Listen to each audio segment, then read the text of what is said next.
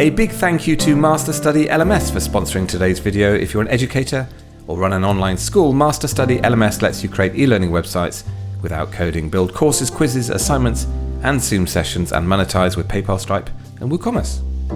Before I talk about Wix and their plans, I want to say a huge thank you to you. Last week, my channel passed 50,000 subscribers, which is, well, it's completely mind-boggling to me. I want to personally thank everyone who has watched, liked, commented, and shared my videos. Your support has genuinely changed my life. It really has, so thank you. On to today's video. My sense is that WordPress is going to face some serious challenges over the next few years, and if you support the open web and WordPress's mission to democratize publishing, then it's important to understand the scale of the battles heading our way. In my view, there's never been a more important time to support open source and the values it represents and underpins, hence why I made this video. So I really hope you watch all of it because it's packed with insider information. And if you could hit that like button, it would really help share the content around the web. Right, let's dive in. So the story began on Sunday, February the 18th, 2024 at 3:37 p.m. when I received this email from Sarah Adam, who is Head of Marketing Partnerships and Influencer Marketing for Wix. It read, "Hi Jamie, I realize this may sound strange as your YouTube videos are heavily WordPress focused. However, I figured I'd try anyway. In August, we launched Wix Studio, which is a web creation platform for agencies and freelancers, web designers and web developers. We have a wide range of both advanced design features and dev capabilities. I was wondering whether you would be open to discussing a 3-month agreement during which you would create 2 tutorial style videos per month on Wix Studio. Of course, if things go well, we can definitely discuss an additional 3 or even 6 months. Having said that, we are very flexible and open to other ideas as well. Happy to jump on a call to discuss further.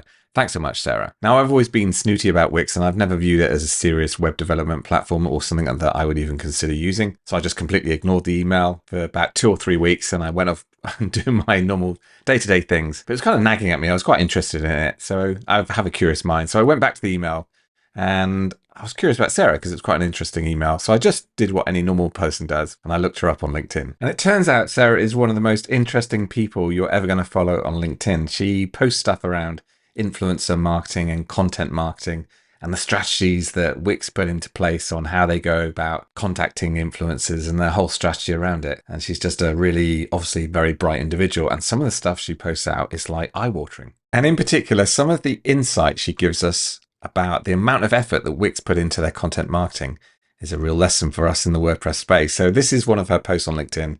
"In my previous job, I was part of a hungry marketing team of 20. Today, I am part of a juicy marketing team of 200. So that's Wix have a marketing, just marketing team of 200. If you compare that to any WordPress company, I mean, goodness me. And then it goes on and it says, "Today, my amazing team signed our 140th influencer deal since we started to scale a few months ago. These are serious people that understand the value of content marketing and product content marketing." Here's a post that she put out about how Wix group their influencer marketers that they go after. And we're talking about YouTube here. So they have different tiers. You can read it on the screen. 500K to 1 million is top tier. And then tier 5 is up to 20K. But there's some really nice stuff in here in terms of how they culturally work with creators, which I appreciate. So for example, we really enjoy working with micro influencers. We handpick them carefully. We give them a chance to play around with our platform before discussing content angles. We acknowledge that they know their followers best, so we give them creative freedom. That's fantastic to hear. And so sensible. So somebody really understands how content marketing works. And we also try to make sure our content feedback is minimal and only on critical matters. So important if you're working with content creators, let them do what they do best. But it shows how serious, again, how they've got somebody in place that understands the content creation process. And then finally, this post she put out, which was the average price or quote that she's getting from influencers to interact with Wix. Now, these aren't the prices that Wix are paying, but it gives you some idea of the sort of value that content has in Wix's eyes. So TikTok average for a video is $1,000 roughly. Instagram Reel about $1,000. YouTube video long form, 5,356. So they're paying a chunk of money. And again, they're not paying this. This is the quote, but probably not too far away from that would be my guess. Twitter post for one Twitter post, $1,000. Again, Wix massively value content marketing. They see the value of content marketing and how it works out there. So even though that's all really interesting, we kind of know Wix are good at content marketing. I had no idea the sort of scale that they were working at, but still, we kind of know that they're good at that stuff. So I kind of still ignored the email from Sarah. I didn't do anything about it. But then I saw this slide from a presentation from Noel Tock at WordCamp Asia, which was the keynote. And this slide is really, really interesting and potentially quite worrying for WordPress. So what we've got here is a number of different graphs. The first one here is search interest, and you can see that grows up to 2014.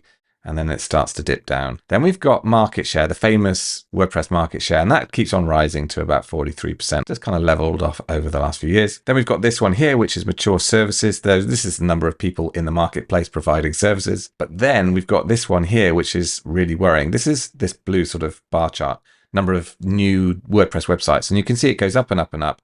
And then over the last few years, it started dipping down here with search interest. Now that worries me a lot. If that number is true, then we've got sort of confluence of some bad stuff. We've got lots of services in the space, so oversupply potentially, and less WordPress websites being built.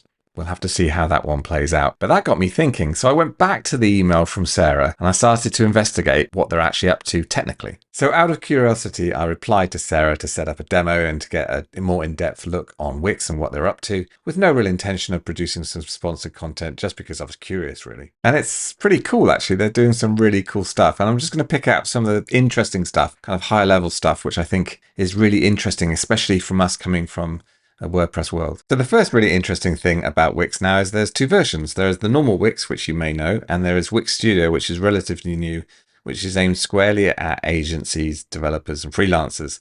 And it's a different interface entirely, and you get far more sort of advanced features with Wix Studio than you normally would get in normal Wix. So it's definitely aimed, targeted at a different audience. You also get things like dedicated mobile breakpoints, and you can change the design.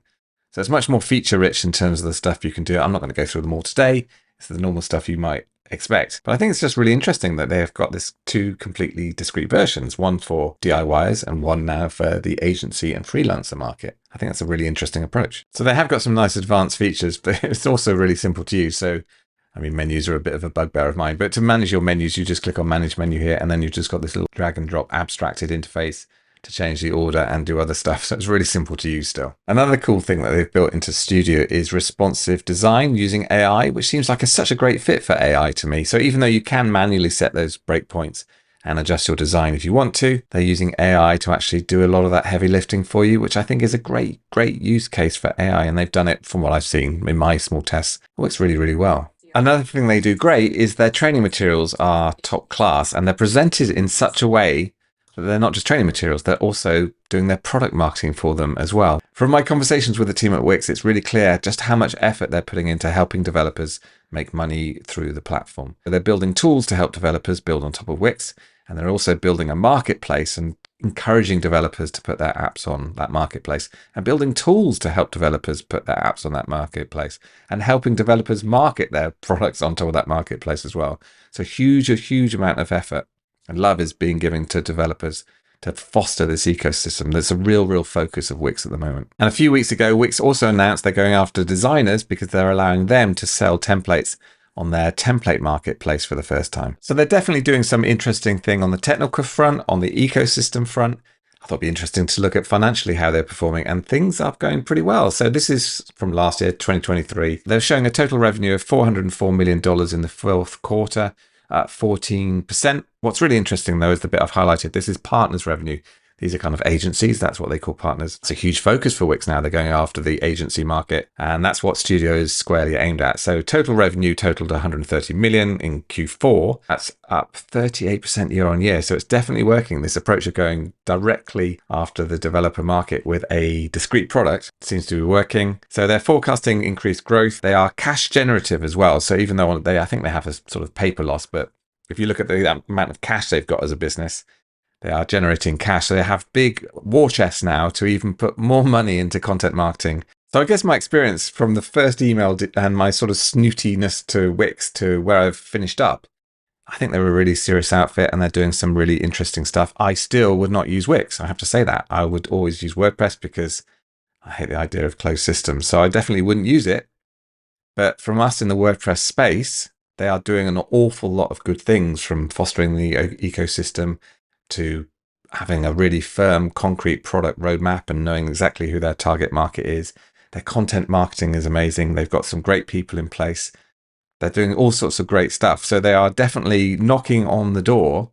So for us proponents of open source, if you go back to that null top chart of if that's right, there are some concerns here. And then you've got to ask yourself the question, how is WordPress doing compared to these things that other systems like Wix are doing? And, if we're going to be brutally honest, in a lot of those, we're probably not where we want to be.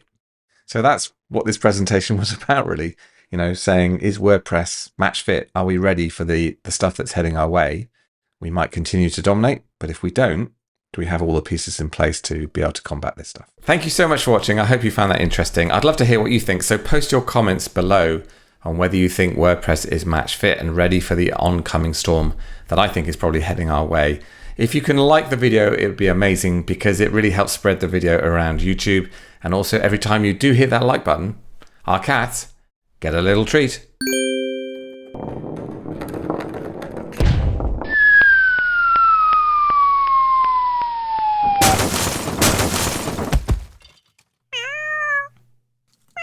If you want to see more videos like this, hit that subscribe button and you'll be notified every time I release a new one.